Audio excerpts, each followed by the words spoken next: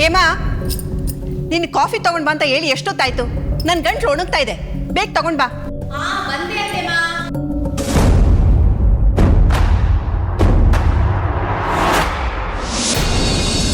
ನನಗೂ ಸ್ವಲ್ಪ ಕಾಫಿ ಕೊಡು ಹೇಮಾ.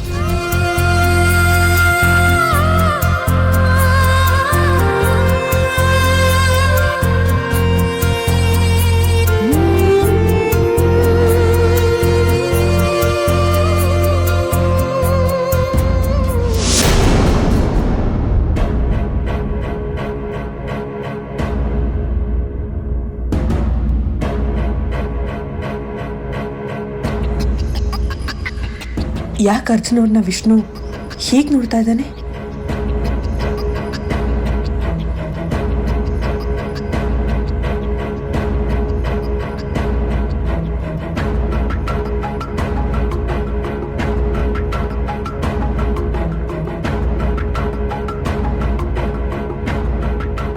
ತ್ರಿವೇಣಿ ಯಾಕೆ ಅರ್ಜುನ್ ಅವರನ್ನ ಹೀಗೆ ಗಮನಿಸ್ತಾ ಇದ್ದಾಳೆ? ಅರ್ಜುನ್ ಅವರ ಇತ್ತೀಚಿನ ವರ್ತನೆಗೆ ತ್ರಿವೇಣಿನೂ ಕಾರಣ ಇರ್ಬೋದಾ? ಇದ್ರೂ ಇರ್ಬೋದು.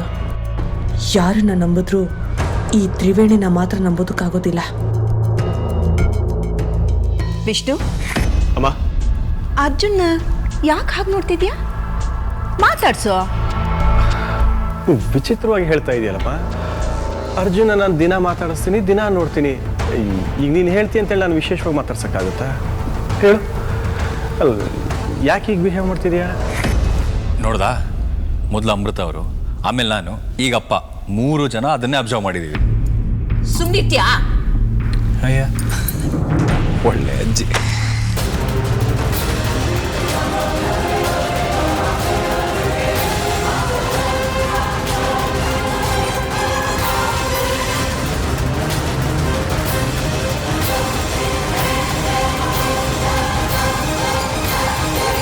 ಯಾಕೆ ವಿಷ್ಣು ಅರ್ಜುನ್ ಅವ್ರನ್ನ ಹೀಗೆ ನೋಡ್ತಾ ಇದ್ದಾನೆ?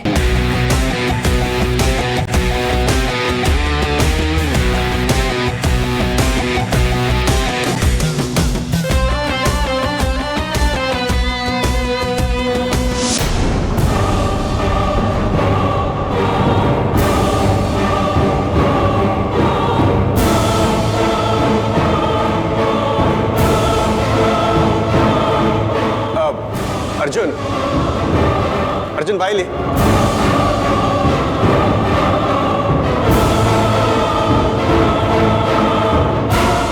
ಅರ್ಜುನ್, ನಿನ್ನ ಸಮಸ್ಯೆಗೆ ನನ್ನ ಹತ್ರ ಒಂದು ಪರಿಹಾರ ಇದೆ. ಸಮಸ್ಯೆನಾ? ಏನು ಸಮಸ್ಯೆ ಅಪ್ಪ? ಅದೇ ಕೆಟ್ಟ ಕನಸು ಬೀಳುತ್ತೆ ಹಾಗೆ ಹೀಗೆ ಅಂತ ಹೇಳ್ತಾ ಇದೆಯಲ್ಲ, ಅದಕ್ಕೆ. ಹಾಪ, ಅದಕ್ಕೆ ನನ್ನ ಹತ್ರ ಒಂದು ಪರಿಹಾರ ಇದೆ. ಅದೇನು ಅಂತ ಹೇಳಪ್ಪ. ನನಗಂತೂ ಆ ಕೆಟ್ಟ ಕನಸಿಂದ ಮುಕ್ತಿ ಸಿಕ್ಕಿದ್ರೆ ಸಾಕಾಗೋಗಿದೆ. ಆಗುಂಬೆಯಿಂದ ಸ್ವಲ್ಪ ದೂರ 4 ಕಿಲೋಮೀಟರ್ ಮುಂದೆ ಹೋದರೆ ಕಾಳಿಂಗಪುರ ಅಂತ ಒಂದು ಊರು ಸಿಗುತ್ತೆ. ಅದರ ಪಕ್ಕದಲ್ಲಿ ನಾಗಾರಣ್ಯ ಅಂತ ಒಂದು ಕಾಡಿದೆ. ಆ ಕಾಡಿನ ಮಧ್ಯೆ ಸುಮಾರು ಶತಮಾನಗಳಷ್ಟು ಹಳೆಯದಾದ ಒಂದು ನಾಗಶಂಕರನ ದೇವಾಲಯ ಇದೆ. ನೀನು ಅಲ್ಲಿಗೆ ಹೋಗಿ ಆ ದೇವರ ದರ್ಶನ ಮಾಡ್ಕೊಂಡು ಬಂದರೆ ನಿನಗೆ ಬೀಳ್ತಾ ಇರೋ ಕೆಟ್ಟ ಕನಸುಗಳು, ಹಾಗೆ ನಮ್ಮ ಮನೆಗೆ ಕೌದಿರೋ ಎಲ್ಲ ಸಮಸ್ಯೆಗಳು ಪರಿಹಾರ ಆಗುತ್ತೆ. ಅಪ್ಪ, ನನಗೆ ಆ ಕನಸಿಂದ ಮುಕ್ತಿ ಸಿಗುತ್ತೆ ಅಂತಾದರೆ ಎಷ್ಟೇ ದೂರ ಆದರೂ, ಎಷ್ಟೇ ಕಷ್ಟ ಆದರೂ ನಾನು ಹೋಗ್ತೀನಪ್ಪ. ನೀನೇನೋ ಹೋಗ್ತೀಯ, ಆದರೆ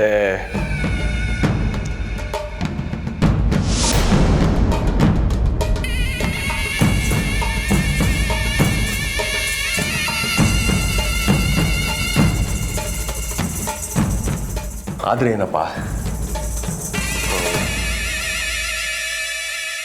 ನೀನು ನಾಗಶಂಕರ ದೇವಸ್ಥಾನಕ್ಕೆ ಹೋಗ್ತಾ ಇರೋ ವಿಷಯನ ಅಮ್ಮನ ಮುಂದೆ ಆಗಲಿ ಅಥವಾ ಅಜ್ಜಿ ಮುಂದೆ ಆಗಲಿ ಹೇಳಬಾರ್ದು. ಅಪ್ಪಿತಪ್ಪಿ ಅಮೃತನಿಗೆ ಕೂಡ ಹೇಳಬಾರ್ದು. ಯಾಕಪ್ಪ? ಯಾಕೆ ಅಂದರೆ, ನೀನು ದೇವಸ್ಥಾನಕ್ಕೆ ಹೋಗ್ತೀನಿ ಅಂತ ಹೇಳಿದರೆ ಹೆಂಗಸೆಲ್ಲ ನಾವು ಬರ್ತೀವಿ ಅಂತ ಹೇಳ್ತಾರೆ ಅಲ್ಲ. ಹಾಗೆಲ್ಲ ಅವ್ರನ್ನೂ ಕರ್ಕೊಂಡು ಹೋಗೋದು ಚೆನ್ನಾಗಿರುತ್ತಾ? ನೀನೇ ಹೇಳು. ಅದೇನೋ ಸರಿ, ಬಟ್ ಅವ್ರಿಗೆಲ್ಲ ಏನು ಹೇಳೋದು? ನೀನೇನು ಹೇಳಬೇಡ, ನಾನೇ ಹೇಳ್ತೀನಿ. ನಾನು ಹೇಳಿದ್ಕೆ ಹ್ಞೂ ಅಂದರೂ ಸಾಕು ನೀನು. ಸರಿಯಪ್ಪ, ಹಾಗಿದ್ರೆ ನಾನು ಹೊರಡ್ತೀನಿ. ಲಗೇಜ್ ಎಲ್ಲ ಸಿದ್ಧ ಮಾಡ್ಕೊತೀನಿ. ಸರಿ.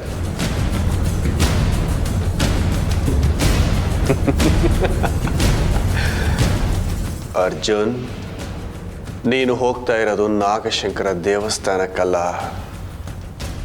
ನರಕಕ್ಕೆ.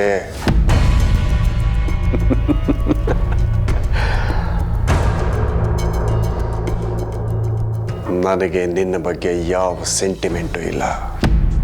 ಯಾಕೆಂದ್ರೆ ನೀನು ನನ್ನ ಮಗನೇ ಅಲ್ಲ.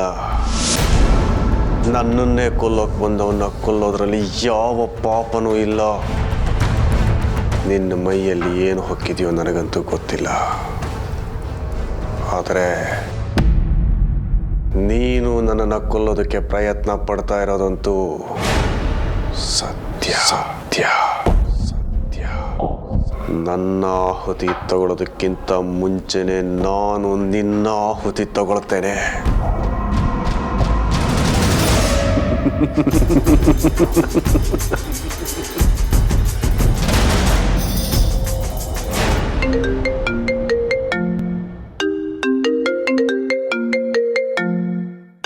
ನಂದ ಇಷ್ಟು ದಿನ ಆದ್ಮೇಲೆ ಫೋನ್ ಮಾಡಿದ್ದಾನೆ. ಏನಪ್ಪ ಅಂಡಮಾನ್ ಕಿಂಗ್, ಇಷ್ಟು ದಿನ ಆದ್ಮೇಲೆ ನೆನ್ಸ್ಕೊಂಡ್ಬಿಟ್ಟಿದ್ಯಾ? ಬ್ರೋ, ಈಗ ನಾನು ಅಂಡಮಾನ್ ಕಿಂಗ್ ಅಲ್ಲ, ಕರುನಾಡಿನ ಕಂದ. ಅಂದ್ರೆ ನಾನೀಗ ಊರಿಗೆ ಬಂದಿದ್ದೀನಿ. ಏಯ್, ಕಾಶಿಗೆ ಬಂದ ಮೇಲೆ ವಿಶ್ವನಾಥನ ದರ್ಶನ ಮಾಡದೆ ಹೋಗ್ತಾರೇನಾ? ಅರ್ಥವಾಯ್ತು ಬಿಡಪ್ಪ. ನಾನು ನಿಮ್ಮ ಮನೆಗೆ ಬರ್ತಾ ಇದ್ದೀನಿ, ನಿನ್ನ ನೋಡೋದಕ್ಕೋಸ್ಕರನೇ ಬರ್ತಾ ಇದ್ದೀನಿ. ಬಾ. ಓಕೆ, ಅಂಡಮಾನ್ ಕಿಂಗ್, ಕರುನಾಡಿನ ಕಂದ ಈಸ್ ಕಮಿಂಗ್. ಓಕೆ. ಅಂತೂ ಇಷ್ಟು ದಿನಕ್ಕಾದ್ರೂ ಬಂದಲ್ಲ.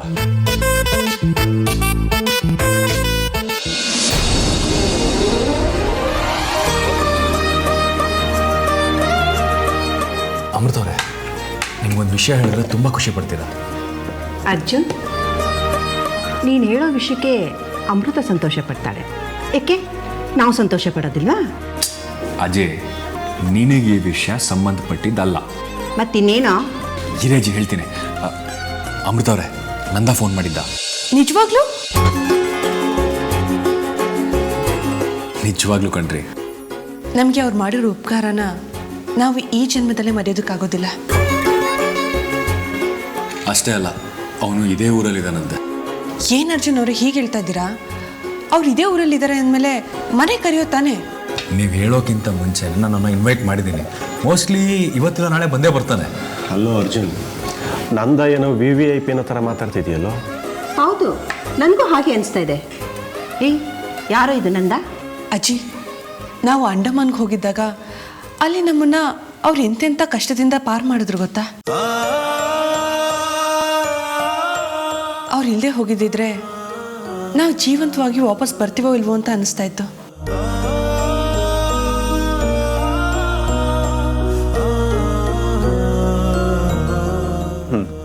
ಸರಿ ಅರ್ಜುನ್, ನೀನು ನಾಳೆ ಸಂಜೆ ಊರಿಗೆ ಹೋಗ್ಬೇಕು. ಜ್ಞಾಪಕ ಇದೆ ತಾನೆ? ಹ್ಞೂ.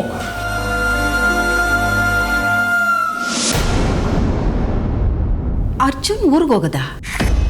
ಇವನು ಯಾವ ಊರು ಕಳಿಸ್ತಾ ಇದೆಯೋ? ಅಮ್ಮ, ಅಲ್ಲಿ ಒಂದು ಕಡೆ 100 ಎಕರೆ ಜಮೀನು ತುಂಬ ಕಡಿಮೆ ಬೆಲೆಗೆ ಸಿಗ್ತಾ ಇದೆ, ಅಲ್ಲಿಗೆ ಹೋಗ್ತಾ ಇದ್ದಾನೆ. ಅಲ್ಲರಿ, ದೇವ್ರು ನಮಗೆ ಏನು ತಾನೇ ಕಡಿಮೆ ಮಾಡಿದ್ದಾನೆ ಹೇಳಿ? 3 ತಲೆಮಾರು ಕೂತ್ ತಿಂದ್ರು ಕರಗದೇ ಇರೋಷ್ಟು ಆಸ್ತಿ, ಹಣ, ಐಶ್ವರ್ಯ ಎಲ್ಲ ಕೊಟ್ಟಿದ್ದಾನೆ. ಇಷ್ಟಿದ್ದೂ ಜಮೀನಿನ ಆಸೆ ಯಾಕೆ? ಅದು 100 ಎಕರೆ. ಹೇಮಾ, ನಮಗೆ 2 ಗಂಡು ಮಕ್ಕಳಿದ್ದಾರೆ. ಅವ್ರ ಜೀವನಕ್ಕೆ ಒಂದು ದಾರಿ ಮಾಡೋದು ನಮ್ಮ ಕರ್ತವ್ಯ ಅಲ್ವಾ? ತಂದೆಯಾಗಿ ನನ್ನ ಜವಾಬ್ದಾರಿ ಅದು. ಅದು ಅಲ್ಲದೆ ನಮ್ಮ ಬಿಸ್ನೆಸ್ ಯಾವಾಗಲೂ ಹೀಗೆ ಭೂಮಲ್ಲಿರುತ್ತೆ ಅನ್ನೋದು ಕೇರ್ ಗ್ಯಾರಂಟಿ. ಸರಿ, ನೀನು ಸರಿಯಾಗೇ ಹೇಳ್ತಾ ಇದೀಯಾ. ಆದರೆ ಆ ಜಮೀನು ನೋಡೋಕ್ಕೆ ಅರ್ಜುನ ಯಾಕೆ ಹೋಗ್ಬೇಕು? ಕರ್ಣಂಗೆ ಹೇಳು, ಅಥವಾ ನೀನು ಹೋಗ್ಬಿಟ್ ಬಾ. ಅಮ್ಮ, ಅದು ನಾಳೆ ನಾನು ಮುಂಬೈಗೆ ಹೋಗೋ ಸಾಧ್ಯತೆ ಇದ್ರೂ ಇರಬಹುದು. ಇನ್ನು ಕರ್ಣ ಆಫೀಸ್ ಬಿಟ್ಟು ಬರೋ ಹಾಗಿಲ್ಲ ಅಂತ ನಿನಗೂ ಗೊತ್ತು. ಹಾಗಾಗಿ ಅರ್ಜುನೇ ಹೋಗಬೇಕು, ಬಿಟ್ಟರೆ ಬೇರೆ ದಾರಿನೇ ಇಲ್ಲ. ಅಜಯ್, ನಾನೇ ಹೋಗಿ ಬಂದ್ಬಿಡ್ತೀನಿ. ಒಂದು 4 ದಿನ ಅಷ್ಟೇ ತಾನೇ. ಏನು 4 ದಿನನಾ? ಏನಮ್ಮ ನೀನು 4 ದಿನನ 4 ವರ್ಷ ಅನ್ನೋ ರೀತಿ ಮಾತಾಡ್ತಿದ್ಯಾ? ಯಾವ ಊರು? ಆಗುಂಬೆ ಪಕ್ಕದಲ್ಲಿರೋ ಕಾಳಿಂಗಪುರ.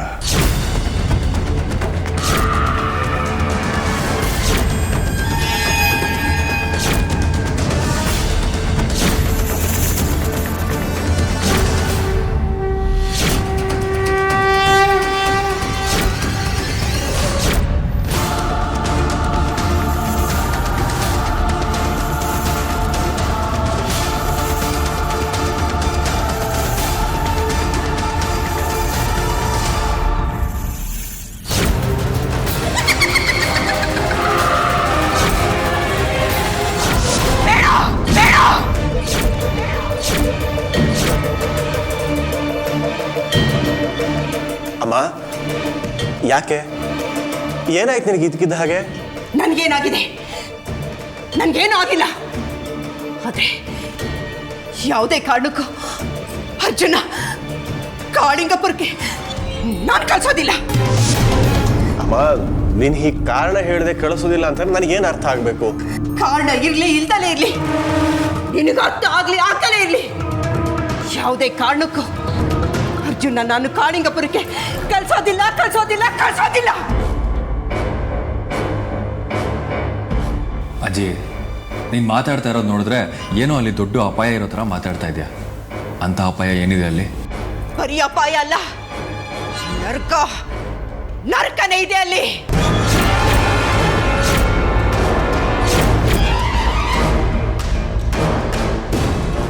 ಅದೇನು ಅಂತ ಸ್ವಲ್ಪ ಬಿಡಿಸಿ ಹೇಳಜ್ಜಿ. ಕಾಳಿಂಗಪುರದ ಪಕ್ಕದಲ್ಲಿ ನಾಗಾರಣ್ಯ. ಓ, ಇದ ನಿನ್ನ ಬೈಕ್ ಕಾರಣ ಆಗಿರೋದು.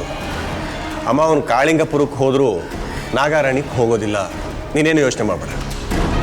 ಇಲ್ಲ, ನೀನೇನು ಹೇಳಿದ್ರು ಸರಿನೇ. ನನ್ನ ಮೊಮ್ಮಗನ ನಾನು ಕಳ್ಸೋದಿಲ್ಲ, ನಾನು ಕಳ್ಸೋದಿಲ್ಲ. ಅಮ್ಮ, ಇದು ಯಾಕೋ ಅತಿ ಆಯ್ತಮ್ಮ. ಅವ್ನು ಕಾಳಿಂಗಪುರಕ್ಕೆ ಹೋದರೆ ಉಳ್ಕೊಳ್ಳೋದಕ್ಕೆ ನನ್ನ ಫ್ರೆಂಡ್ ಹೋಮ್ ಸ್ಟೇ ಇದೆ, ಅಲ್ಲಿರ್ತಾನೆ. ಅರ್ಜುನ್, ನೀನು ಅಪ್ಪಿ ತಪ್ಪಿ ಕೂಡ ನಾಗಾರಾಣಿಗೆ ಕಾಲಿಡೋ ಹಾಗಿಲ್ಲ, ಸರಿನಾ? ಹಾಪ, ಹೋಗೋದಿಲ್ಲ. ಅಜ್ಜಿ, ನಿನಗೆ ನನ್ನ ಮೇಲೆ ನಂಬಿಕೆ ಇದೆ ತಾನೆ? ನನಗೆ ನಿನ್ನ ಮೇಲೆ ನಂಬಿಕೆ ಇದೆ. ನಾಗಾರಣ್ಯಕ್ಕೆ ನಾನು ಕಾಲಿಡೋದಿಲ್ಲ. ಕಾಳಿಂಗಪುರಕ್ಕೆ ಹೋಗಿ ಅಪ್ಪ ಹೇಳಿರೋ ಜಾಗ ನೋಡ್ಕೊಂಡು ಸೀದಾ ವಾಪಸ್ ಬರ್ತೀನಿ, ಸರಿನಾ? ನಿಜವಾಗ್ಲೂ ಹೋಗೋದಿಲ್ಲ ತಾನೆ? ನಿಜವಾಗ್ಲೂ ಹೋಗೋದಿಲ್ಲ.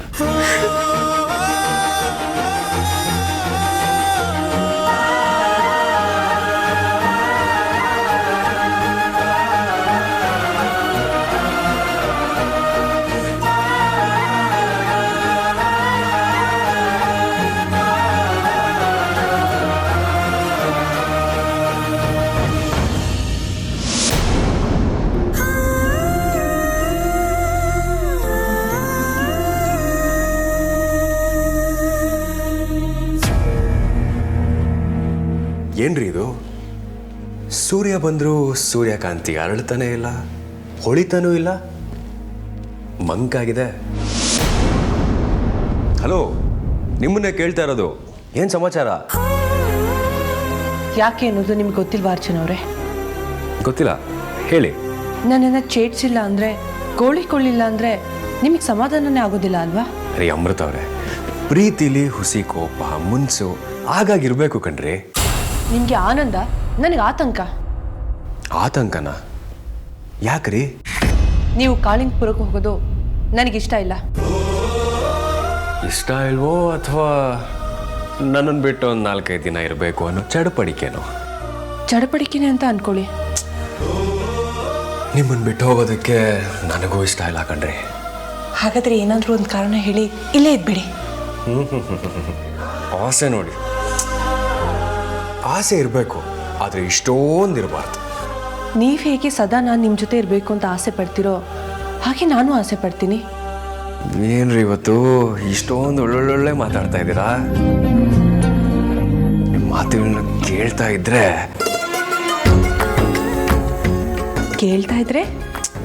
ಇಲ್ಲೇ ಇದು ಬಿಡೋಣ ಅನ್ನಿಸ್ತಾ ಇದೆ. ಆದರೆ ಇರೋಕ್ಕಾಗಲ್ಲ. ಇಷ್ಟಕ್ಕೂ ಅವರಲ್ಲಿ ಜಮೀನು ತಗೋತಾರೋ ನಮಗೋಸ್ಕರ ತಾನೇ. ಇಲ್ಲ ಅರ್ಜುನ್ ಅವರೇ, ನೀವೇನೇ ಹೇಳಿದ್ರು ನಿಮ್ಮನ್ನು ಕಾಳಿಂಗಪುರಕ್ಕೆ ಕಳಿಸೋದಕ್ಕೆ ನನ್ನ ಮನಸ್ಸು ಒಪ್ತಾ ಇಲ್ಲ. ಯಾಕೆ ಇವತ್ತು ನೀವೀಗ ಹಠ ಮಾಡ್ತಾ ಇದ್ದೀರಾ? ನೀವು ಅಲ್ಲಿಗೆ ಹೋದರೆ ನಿಮ್ಗೇನು ಅಪಾಯ ಆಗುತ್ತೆ ಅಂತ ನನ್ನ ಒಳ ಮನಸ್ಸು ಹೇಳ್ತಾ ಇದೆ. ನೀವು ಅಂದ್ಕೊಂಡ ಹಾಗೆ ಯಾವ ಅಪಾಯನೂ ಆಗೋದಿಲ್ಲ, ಧೈರ್ಯವಾಗಿರಿ. ಇಲ್ಲ ಅರ್ಜುನ್ ಅವರೇ, ನೀವೇನೇ ಹೇಳಿದ್ರು ನಿಮ್ಮನ್ನು ಕಾಳಿಂಗಪುರಕ್ಕೆ ಕಳಿಸೋದಕ್ಕೆ ನನ್ನ ಮನಸ್ಸು ಒಪ್ತಾ ಇಲ್ಲ. ನನ್ನ ಮನಸ್ಸು ಒಪ್ತಾ ಇಲ್ಲ ಅರ್ಜುನ್ ಅವರೇ. ಅಲ್ಲ,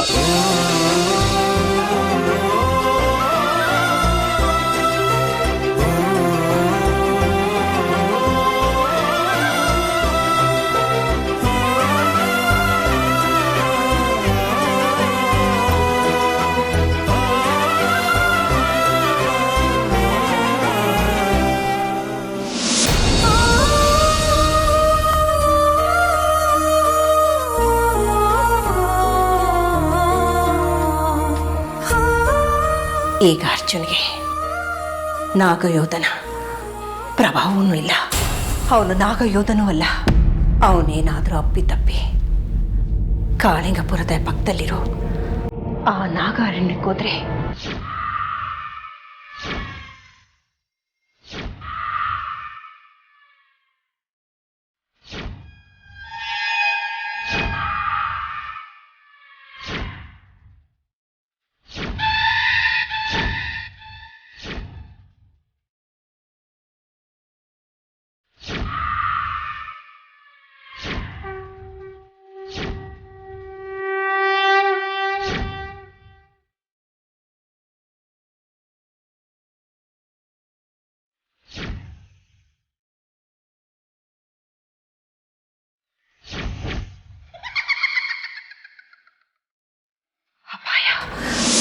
ಕಟ್ಟಿಟ್ಟ ಬುದ್ಧಿ. ಏನ್ ಮಾಡೋದೀಗ? ಏನ್ ಮಾಡ್ಲಿ ನಾನು? ಅರ್ಜುನ್ ಕಾಳಿಂಗಪುರಕ್ಕೆ ಹೋಗೋದನ್ನ ನಾನು ಹೇಗೆ ತಡಿಲಿ? ಇಲ್ಲ, ಏನೇ ಆದ್ರೂ ಅರ್ಜುನ್ ಆ ನಾಗಾರಣ್ಯಕ್ಕೆ ಹೋಗಕ್ಕೆ ನಾನ್ ಬಿಡೋದಿಲ್ಲ. ವಿಷ್ಣು ಹೇಳಿದ್ರು ಸರಿ, ಯಾರು ಹೇಳಿದ್ರು ಸರಿ, ನಾನು ಯಾರ ಮಾತು ಕೇಳೋದಿಲ್ಲ. ಅರ್ಜುನ್ ಕಾಳಿಂಗಪುರಕ್ಕೆ ಹೋಗೋದಿಲ್ಲ.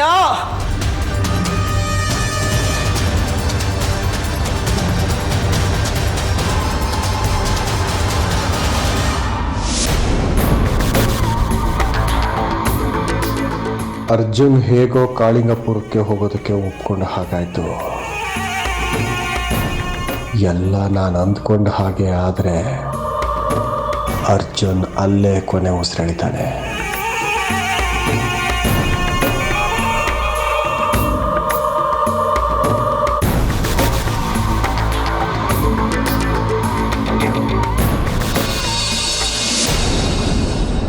ಅರ್ಜುನ್, ನಿಮ್ಮ ಹತ್ರ ಸ್ವಲ್ಪ ಮಾತಾಡಬೇಕಿತ್ತು. ಅಲ್ಲ, ನನ್ನ ಹತ್ರ ಮಾತಾಡೋದಕ್ಕೆ ಸಂಕೋಚ ಆಗಲಿ ಪರ್ಮಿಷನ್ ಆಗಲಿ ಯಾವುದು ಬೇಡ, ಹೇಳು. ನಾನು ಕಾಳಿಂಗಪುರಕ್ಕೆ ಹೋಗೋದಿಲ್ಲ.